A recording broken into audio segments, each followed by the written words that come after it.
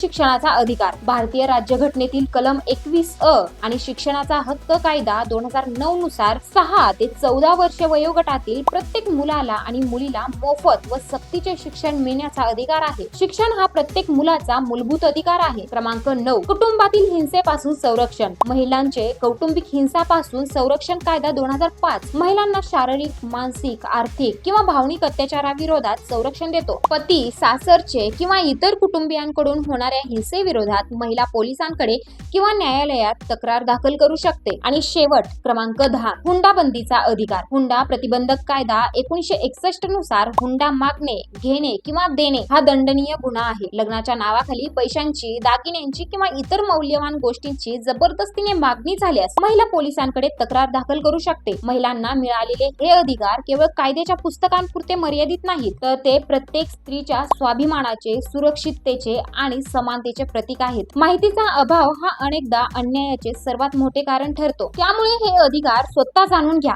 आपल्या घरातील मुली, बहिणी, पत्नी, आई आणि मैत्रिणींनाही सांगा.